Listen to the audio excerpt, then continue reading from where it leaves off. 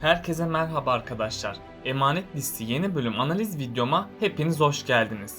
Dizimizi daha rahat izleyebilmeniz için birçok altyazı ile eklemiş bulunmaktayım. İstediğiniz altyazıyı videonun sağ altyazılar kısmından seçebilirsiniz. Seher'in dünyaya bir bebek getirmesini istiyorsanız, İkbal ve Zuhal'in hapse girmesini istiyorsanız beğeni tuşuna basalım ve kaç kişi olduğumuzu görelim arkadaşlar. Yaman ve Seher'den mutlu edecek haber ne?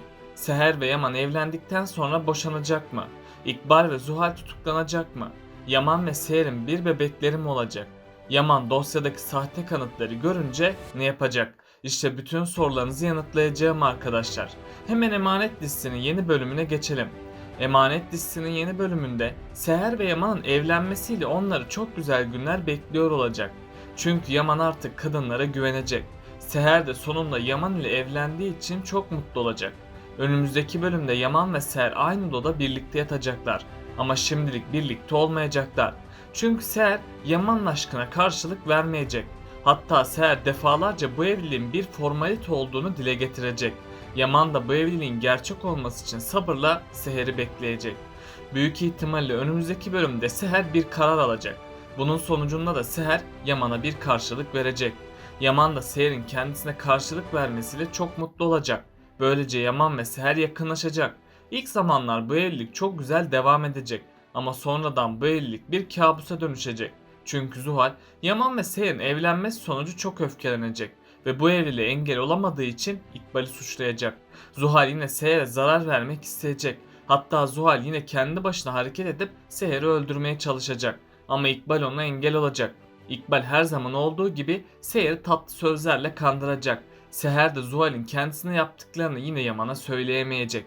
Seher'in yaptığı bu ikinci hata asla bir daha tekrarlanmayacak. Çünkü İkbal hamlelerini farklı bir şekilde yine oynayacak. Seher ise onlara güvenerek kendi sonunu hazırlamış olacak.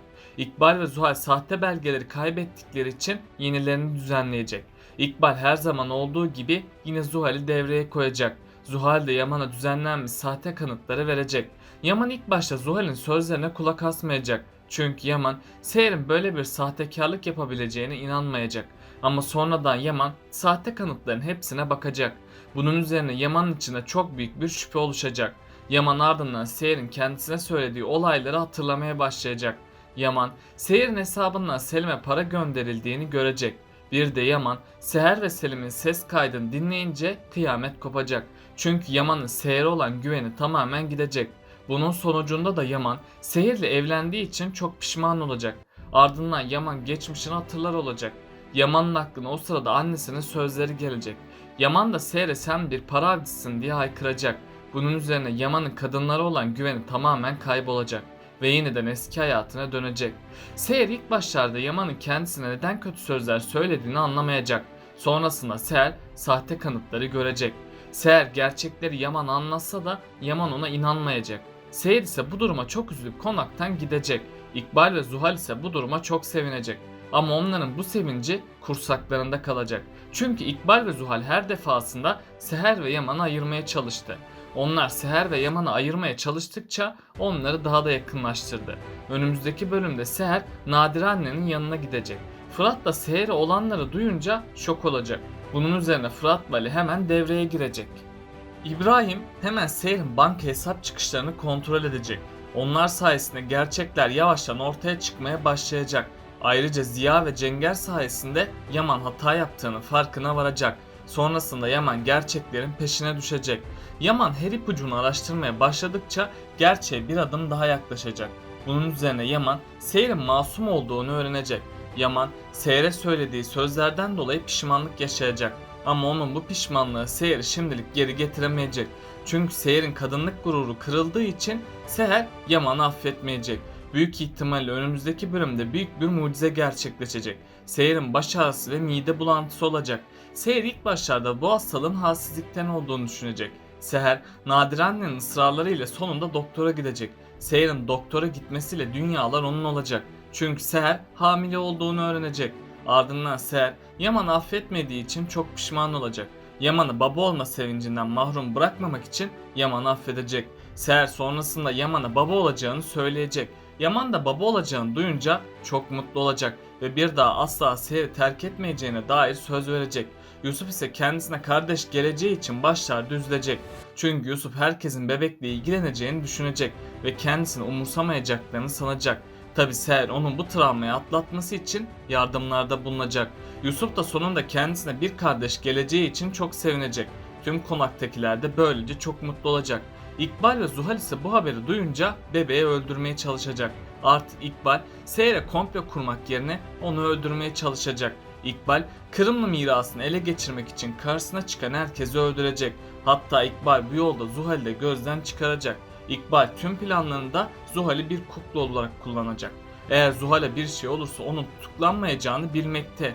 Çünkü Zuhal'in psikolojisi yerinde olmadığı için hapse girmeyebilir. Bu yüzden İkbal önümüzdeki bölümlerde çok kötü bir plan yapacak. İkbal, Seher'in düşük yapması için ona zehirli su ve yemek ikram edecek. Seher ise her şeyden habersiz o yemekleri yiyecek. Ama neyse ki Seher'e hiçbir şey olmayacak. Adalet Hanım son anda yemek ve suyu değiştirecek. Seher de böylece kurtulmuş olacak. İkbal ve Zuhal ise bir kiralık katil tutacak. Kiralık katil Seher'i kaçırıp ona zarar vermeye çalışacak. Tabi her zaman olduğu gibi Yaman Seher'i onların elinden kurtaracak. Eğer Seher İkbal'e karşı dikkatli olmazsa hem bebeği hem de kendisi ölecek. Zuhal sonunu getirene kadar Yaman'ı elde etmeye çalışacak. Ama Yaman tamamen Seher'e aşık olmuş durumdadır. Bu yüzden Yaman Zuhal'e asla yüz vermeyecek. Tabi bunu gören Zuhal iyice çıldıracak. Yakında Zuhal kendi sonunu kendisi getirecek. Çünkü Zuhal akli dengesini iyice yitirecek. Hatta Zuhal'in yaptığı tüm kötülükler ortaya çıkacak. Bunun sonucunda da Zuhal tedavi için hastanede gözlem altına alınacak. Yani Zuhal diziye veda edecek. İkbal ise tüm kötülüklerini daha da arttıracak. Çünkü İkbal Kırımlı mirasını tamamen kaybettiğini düşünmektedir. Bu yüzden de bunların sorumlusu olarak Seher'i görecek. Artık İkbal Seher'e daha gizliden kötü davranmaya devam edecek. Bir sürene daha İkbal'in bu kötülüklerini kimse görmeyecek. Ama sonradan Ziya İkbal'in Seher'e yaptıklarını görecek. Zaten Ziya İkbal'in Seher'in ablasını öldürdüğünü de biliyor. Bunların hepsi üst üste gelince Ziya Yaman'a tüm gerçekleri tek tek anlatacak. İkbal Ziya'nın hastalığını öne sürüp bunların gerçek olmadığını belirtecek. Ama Yaman İkbal'e güvenmeyip tüm gerçeklerin peşine düşecek. Bunun sonucunda da Yaman İkbal'i hayatından çıkaracak ve ondan şikayetçi olup tutuklanmasını sağlayacak. Yani artık İkbal'in hapiste yaşayacağı zor günler başlayacak. Selim, Seher'i tamamen kaybettiğini düşünecek. Bunun sorumlusu olarak da Yaman'ı görecek. Büyük ihtimalle Selim ya Yaman'ı öldürmeye çalışacak ya da Seher'i kaçırıp onu Yaman'dan uzaklaştırmaya çalışacak. Seher Selim'i sevmediğini söylese de onu bir türlü ikna edemeyecek. Ama sonradan Yaman Seher'i bulacak ve onu Selim'in elinden kurtaracak. Ali ve Yaman sürekli karşı karşıya gelecek. Hatta Ali ve Yaman arasında ciddi bir çekişme yaşanacak. Çünkü Ali, Yaman'ın Seher'i incitmesinden iyice rahatsız olacak. Hatta Ali Yaman'a hak ettiği dersi vermek isteyecek. Bu yaşananları gören Arif Baba, Ali ve Yaman'ın arasını yapmak isteyecek. Ama bunda başarısız olacak. Sonradan Arif Baba işlerin bu şekilde devam etmeyeceğini anlayacak. Bunun üzerine Arif Baba tüm gerçekleri Yaman ve Ali'ye açıklayacak. Ali bunu duyunca şaşırırsa da asıl şok geçiren Yaman olacak. Çünkü Yaman tüm yaşadıklarının sorumlusu olarak Ali'yi görecek. Bu yüzden Yaman Ali'yi kabullenmeyip ona kötü davranacak. Ama Seher'in desteğiyle Yaman Ali'yi benimseyecek. Bunun üzerine Yaman geçmişinde yaşadığı acı olayları unutacak. Begüm'ün Osman amcayı öldürdüğü ortaya çıkacak. Bunu öğrenen Sultan Ala hayatının şokunu yaşayacak. Hatta Sultan Ala Kiraz'ı sorumlu görüp onu suçladığı için pişman olacak. Artık Sultan Ala Kiraz'ı kızı olarak benimseyecek ve Kiraz ile Ali'nin evlenmesi için elinden geleni yapacak. Yani Ali ve Kiraz aşkının önündeki bir engel de kalkmış olacak. Peki Seher ve Yaman'ı ayırmayı başaracaklar mı? Aşağıda yorumlarınızı bekliyor olacağım. Bakalım siz bu konuda ne düşünüyorsunuz? Böylelikle bu bölümün de sonuna geldik arkadaşlar.